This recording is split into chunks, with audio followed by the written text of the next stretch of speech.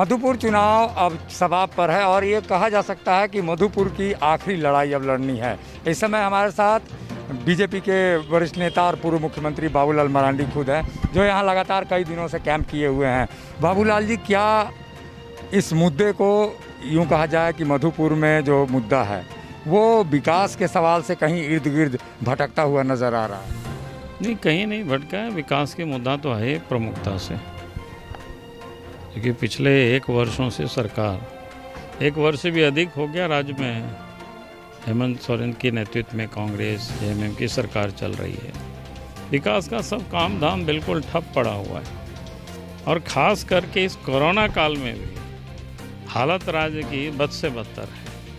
अब सबको पता ही है कि रांची में जब 1 साल पहले जब कोरोना प्रारंभ हुआ था तो विधानसभा में भी राज्य के मुख्यमंत्री को मैंने कहा था और बार बार मैंने उनको पत्र भी लिख करके मैंने उनको सजेशन दिया था, लेकिन सरकार ने कोई संज्ञान उस समय भी नहीं लिया। आज तो हालत राज्य की क्या है भैया, ऑक्सीजन तक नहीं मिल रहा है, बेड नहीं मिल रहा है, पेशेंट यूँ ही बाहर में दम तोड़ रहे हैं बेड के अभाव में। सरकार कह रही है मेरे पास इतनी बेड है, उतनी बेड है, हम ये कर रहे हैं, लेकिन सच्चाई तो बिल्कुल सबके सामने।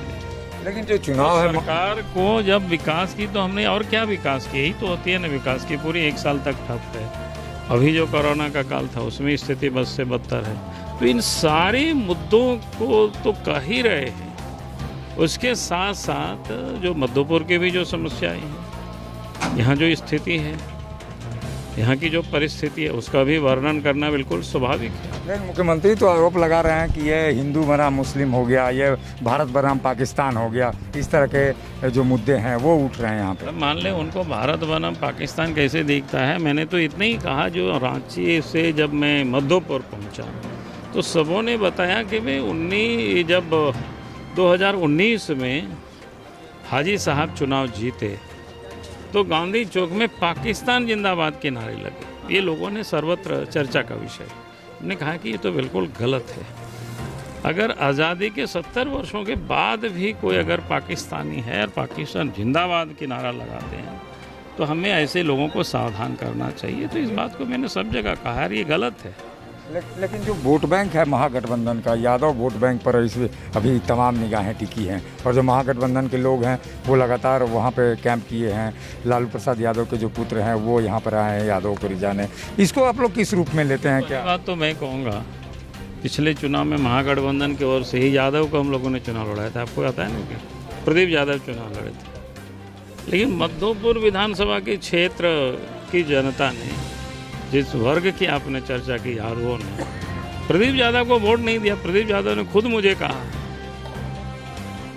तो जब उस समय तो पूरा गठबंधन ही चुनाव लड़ रहे थे ना, कांग्रेस पार्टी, सारे लोग थे, आज भी वही लोग हैं। जब प्रदीप यादव को जो यादवों ने जो वोट नहीं डाला तो फिर हफीजुल को कैसे वोट डाल सकते हैं?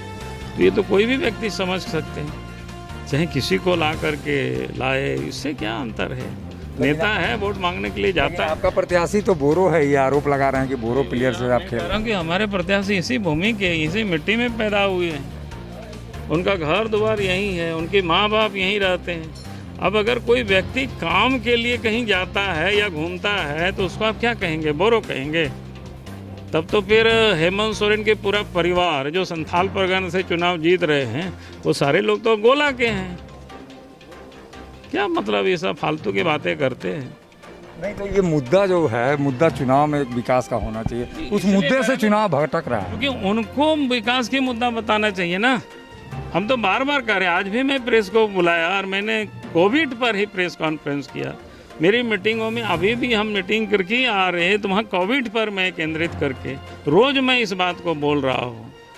और ये यहाँ आकर के सोए हुए हैं व्यक्ति, अरे दिन भर ठीक है प्रचार करते, सामने हेलीकॉप्टर से जाते, वहाँ सारी चीज़ें देखते, ऑक्सीजन नहीं है, वेंटिलेटर नहीं है, बेड नहीं है अस्पतालों में, जो इतने सारे खबरें आ रही हैं, अपने से थोड़ा सब जगह देखते और नहीं तो अलग से कोविड सेंटर भी बनाते और सारे इक्विपमेंट लेकर आते, ट्रेसिंग करते, टेस्टिंग करते। आप लग रहा है कि मेडिकल इमरजेंसी का माहौल है यहाँ पे। मैं तो बार बार कह रहा हूँ कि भाई हेल्थ इमरजेंसी घोषित करनी चाहिए सरकार को, क्योंकि राज्य में स्थिति भयावह होते जा रही है। प्रत्येक दिन लोग बात कर रहे हैं, पूरे राज्य से लोग खबर दे रहे हैं। आजकल तो फेसबुक देखेंगे तो हम देख रहे हैं शोक संवेदना ही अधिक मिलता है फेसबुक में। कभी इनके दादाजी की मृत्यु हो गया, इनके भाई की मृत्यु हो गया, इनके किसी और की कोई हो गया, ये दिखाई पड़ रहा है, स्पष्ट दिख रहा है। बल्कि पिछले दफ़ा जब कोरोना का हुआ था उस समय इतनी बड़ी संख्या में मरने वालों की ये संख्या नहीं दिखाई पड़ रही थी, लेकिन इस बार तो साफ दिख रहा है। अस्पतालों में जगह नहीं दिख रहा है। पिछले बार से कहीं अधिक संकट है और सरकार पिछले बार से अधिक सोई हुई है। ये थे राज्य के पूर्व मुख्यमंत्री बाबूलाल मरांडी, जो लगातार मधुपुर में चुनावी कैंपेन में लगे हुए हैं और बीजेपी के जो प्रत्याशी हैं उनके लिए जी तोड़ मेहनत भी कर रहे हैं, लोगों से अपील भी कर रहे हैं। लेकिन एक नसीहत राज्य की सरकार को भी दे रहे हैं कि राज्य में मेडिकल इमरजेंसी लागू होनी चाहिए और ऐसी स्थिति में जब कोरोना का बुरा हाल है। सहयोगी उपेंद्र के साथ अशोक कुमार, मुखर संवाद, मधुपुर। जब टूटती है आस, जब थकती है सांस, जब रूठते हैं अपने, मुंह मोड़ता है जमाना, जब अंगड़ाई लेता है संकल्प, फिर बनती है कहानी, बनते हैं अनमिट निशान। देखिए मेरे साथ संघर्ष की दास्तां।